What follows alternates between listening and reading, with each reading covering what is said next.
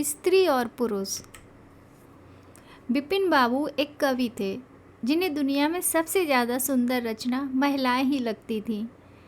इनकी कविताओं में भी सिर्फ महिलाओं के रूप, सुंदरता और यौवन की ही तारीफ हुआ करती थी। जैसे ही किसी महिला का जिक्र होता तो ये अलग और सुंदर सी कल्पना की दुनिया में चले जाते थे। इन्होंने अपने जीवन में भी एक ऐसी ही सुंदर महिला की कल्पना की थी। बिपिन बाबू के मन में था कि उनकी पत्नी फूल सी कोमल, सूरज जैसी चमक, कोयल सी आवाज़ और सुबह की लाली से शोभित हो। अब बिपिन बाबू के कॉलेज की परीक्षा भी खत्म हो गई थी। बिपिन के लिए कई सारे रिश्ते आ रहे थे। एक दिन बिपिन के मामा ने उसकी शादी भी तय कर दी। बिपिन का मन लड़की देखने का था। उसे देखना था कि जैसी पत्नी की वो कल्पना करता है वो वैसी है या नहीं। बिपिन ने मामा से अपनी होने वाली पत्नी को देखने का निवेदन किया, लेकिन मामा ने उसे कहा कि वो बहुत ही सुंदर है। उन्होंने उसे खुद देखा है। मामा की बातों पर भरोसा करके बिपिन ने शादी के लिए हाँ कर दी। शादी का दिन भी आ गया। मंडप के पास बैठा बिपिन अपनी पत्नी को देखने के लिए उतावला था। होने वाली पत्नी को उसने गहनों में सजा हुआ देखा। चेहरे पर घूंघट, हाथों और पैरों की सुंदर उंगलियां देखकर उसके मन को थोड़ी राहत मिली। दूसरे दिन विदाई के बाद जैसे ही डोली बिपिन के घर पहुंची तो वो तुरंत अपनी पत्नी को देखने के लिए दौड़ा। तब उसकी पत्नी पालकी से बाहर घूंघट उठाकर देख रही थी। जैसे ही बिपिन की निगाहें उस पर पड़ी, उसे बहुत दुख हुआ। बिपिन ने जैसी पत्नी के सपने देखे थे वो बिल्कुल भी वैसी नहीं थी। चौड़ा सा मुंह, चपटी नाक, फूले से गाल बिपिन को बिल्कुल पसंद नहीं आए। रंग भले ही उजला था, लेकिन उसके अलावा बिपिन के सपनों की दुल्हन से वो एकदम अलग थी। बिपिन की सारी खुशी गुम हो गई।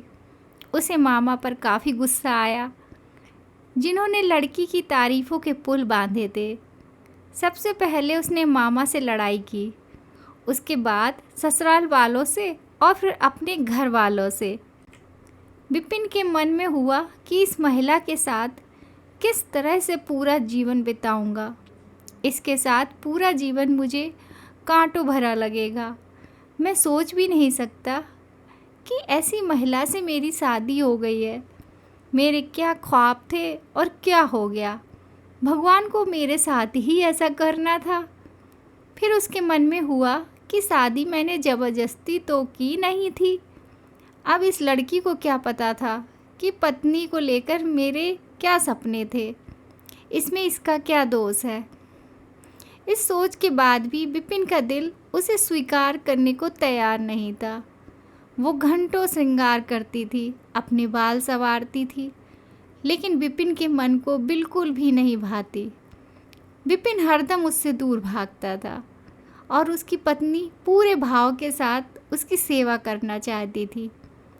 होते होते बिपिन घर में पल भर भी नहीं टिकता था।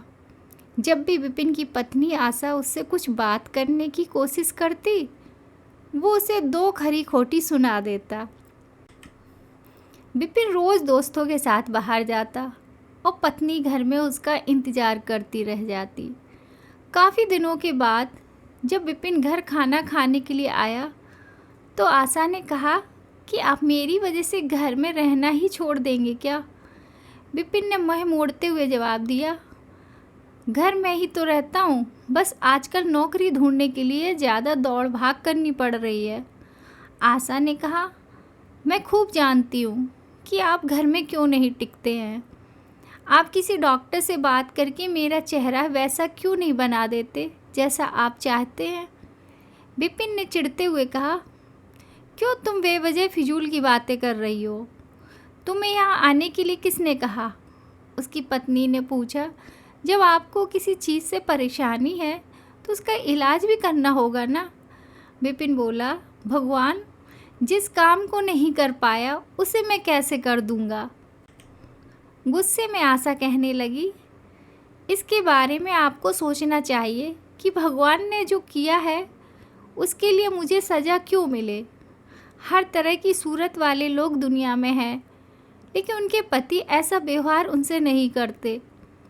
विपिन ने झल्लाते हुए जवाब दिया कि क्या मैं तुमसे कोई गलत व्यवहार करता हूँ? क्या कभी मैंने तुमसे लड़ाई की है? तुम ही मेरे सामने आकर मुझसे बहस करने लगती हो। ये सब सुनकर आशा वापस चली गई।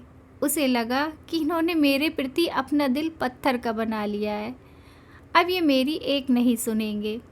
इधर विपिन का ऐसा रवैया देखते देखते आशा बीमार हो गई। वो अपनी ज़िंदगी से निराश थी। उधर बीमार आशा को देखने विपिन एक बार भी नहीं आया। उसके मन में था कि इसे कुछ हो जाए तो इस बार अपनी पसंद की लड़की से शादी कर लूँगा। अब तो विपिन को और भी छूट मिल गई थी। पहले कभी कभी आशा रोकती टोकती और बाहर जाने की वजह पूछ लेती, लेकिन अब विपिन पूरी तरह आज़ाद था। गलत आदतों में पड़कर विपिन सिर्फ अपने पैसे ही बर्बाद नहीं कर रहा था, बल्कि सेहत और चरित्र सब कुछ खो रहा था। होते होते विपिन का पूरा शरीर पीला और कमज़ोर पड़ने लगा। शरीर में सिर्फ हड्डियां ही नज़र आ रही थीं और आँखों के आसपास काले घेरे व गड्ढे पड़ गए थे। अपने चेहरे को देखकर रोज़ विपिन उसे संवारने की कोशिश करता, लेकिन कुछ हो नहीं पाता। एक दिन महीनों से बीमार पड़ी आशा बरामदे के पास चारपाई पर लेटी थी। उसने विपिन को काफ़ी समय से नहीं देखा था, इसलिए किसी से विपिन को बुलावा भेजा।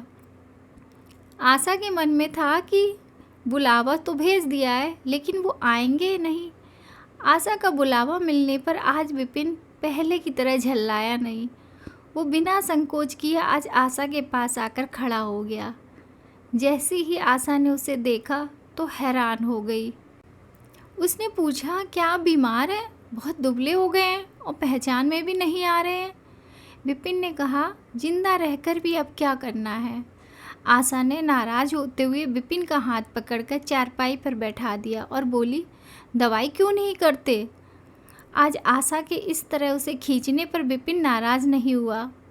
उसके व्यवहार में वो कड़वाहट नहीं थी, उसका गुस्सा जैसे पिघल गया था। चारपाई में बैठते ही विपिन ने जवाब दिया, अब दवाई से मेरा कुछ नहीं होगा, मौत ही मुझे अपने साथ लेकर जाएगी। मैं ऐसा तुम्हें दुख देने के लिए नहीं कह रहा हूँ। मैं भयंकर रोग से ग्रस्त हूँ और अब मैं बच नहीं सकता। इतना कहते ही विपिन चारपाई पर बेहोश होकर गिर गया। उसका पूरा शरीर कांपने लगा और पसीना पसीना हो गया। विपिन की ये हालत देखकर महीनों से बीमार पड़ी आशा झट से बिस्तर से उठ गई।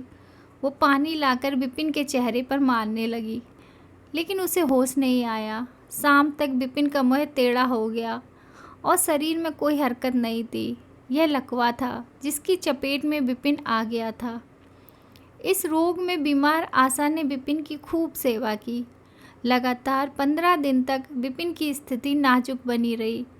दिन रात एक करके आशा द्वारा की गई मेहनत रंग लाने लगी। विपिन की हालत कुछ संभली, लेकिन अभी भी आशा अपनी गोद में सुलाकर ही विपिन को दवाई पिलाती और खाना खिलाती थी। इस सब में वो अपनी तबीयत को जैसे भूल ही गई थी। शरीर बुखार से तपता था, लेकिन उसे विपिन की स्थिति के सामने खुद की सेहत कुछ भी नहीं लगती थी। अब विपिन के दोनों पैरों में थोड़ी ताकत आने लगी थी। होते होते 4-5 महीने में वो अपने पैरों पर खड़ा होने लगा, लेकिन उसका मुँह टेढ़े का टेढ़ा ही रह गया। उसके चेहरे पर पहले जैसी रौनक भी नहीं रही। एक दिन अपना चेहरा शीशे में देखने के बाद विपिन ने कहा कि मुझे भगवान ने अपने किए की सज़ा दी है। आशा, मैंने तुम्हें सुंदर नहीं माना और आज देखो मैं कितना क्रूर हो गया हूँ। अब तुम भी मेरे साथ वैसा ही व्यवहार करो जैसा मैं तुम्हारे साथ किया करता था। आशा ने हंसते हुए पति से कहा, आप मेरी आँखों में देखेंगे तो पता चलेगा कि मैं आप में कोई अंतर नहीं आया है। आप पहले जैसे थे अब भी वैसे ही हैं। विपिन बोला, अच्छा, बंदर जैसा मुझे दिख रहा है और तुम कहती हो कोई अंतर नहीं आया। तुम्हें मालूम है ना, भगवान ने मुझे मेरी करनी की सज़ा दी है। सबने खूब जतन किए, लेकिन विपिन का मुँह सीधा नहीं हो पाया। पति के पैर पर खड़े के कुछ समय बाद ही आशा ने घर में पूजा रखी, क्योंकि उसने भगवान से विपिन के लिए मन्नत मांगी थी। पूरे मोहल्ले के लोग विपिन के घर में जमा थे, भजन संगीत चल रहा था। तभी आशा की एक दोस्त ने उससे पूछा, अब तो तुझे अपने पति का चेहरा देखने की इच्छा नहीं होती होगी, कैसा टेढ़ा हो गया है मुँह? गंभीर आवाज़ में आशा बोली, मुझे तो कुछ फ़र्क नज़र नहीं आता है। उसकी दोस्त ने पलटकर कहा, चल झूठी, ऐसा थोड़ी होता है, बातें मत बना ज़्यादा। फिर आशा कहने लगी, सच कह रही हूँ, मुझे उनकी आत्मा मिली है जो उनके रूप से बढ़कर है, और मैं हमेशा उनकी आत्मा को ही देखती हूँ। विपिन कमरे में दोस्तों के साथ बैठा था। तभी उसके दोस्त ने बरामदे की तरफ खुलने वाली खिड़की खोल दी। पति के पैर पर खड़े के कुछ समय बाद ही आशा ने घर में पूजा रखी, क्योंकि उसने भगवान से विपिन के लिए मन्नत मांगी थी। पूरे मोहल्ले के लोग विपिन के घर में जमा थे, भजन संगीत चल रहा था। तभी आशा की एक दोस्त ने उससे पूछा, अब तो तुझे अपने पति का चेहरा देखने की इच्छा नहीं होती होगी, कैसा टेढ़ा हो गया है मुँह? गंभीर आवाज़ में आशा बोली, मुझे तो कुछ फ़र्क नज़र नहीं आता है। उसकी दोस्त ने पलटकर कहा, चल झूठी, ऐसा थोड़ी होता है, बातें मत बना ज़्यादा। फिर आशा कहने लगी, सच कह रही हूँ, मुझे उनकी आत्मा मिली है जो उनके रूप से बढ़कर है, और मैं हमेशा उनकी आत्मा को ही देखती हूँ। विपिन कमरे में दोस्त के साथ बैठा था। तभी उसके एक दोस्त ने बरामदे की तरफ खुलने वाली खिड़की खोल दी। उसने विपिन से पूछा, आज तो यहाँ कई खूबसूरत लड़कियाँ हैं, बता तुझे कौन सी अच्छी लग रही है? विपिन ने कहा, खिड़की बंद कर दो। जहाँ तक रही पसंद की बात, तो मुझे वही पसंद है जिसके हाथ में फूल की थाली है। दोस्त ने पूछा, तेरे चेहरे के साथ पसंद भी खराब हो गई है क्या? मुझे तो वो दूसरे से कम खूबसूरत लगती है। विपिन बोला, मैं उसकी आत्मा को देख रहा हूँ, वो हर किसी की सूरत से ज़्यादा सुंदर है। तब उसने पूछा, अच्छा यही तुम्हारी पत्नी है क्या? विपिन ने कहा, हाँ बिल्कुल, यही वो देवी तुल्य महिला है। व्यक्ति की बाहरी सुंदरता नहीं, बल्कि मन की सुंदरता देखनी चाहिए। बाहरी सुंदरता कभी भी फीकी पड़ सकती है, लेकिन जिसका मन सुंदर है वो व्यक्ति हमेशा ही सुंदर रहता है। Thank you. अगर आपको हमारी ये कहानी पसंद आई तो please like, share and subscribe ज़रूर कीजिएगा, ताकि मैं आपको और अच्छी अच्छी कहानियाँ सुना सकूं।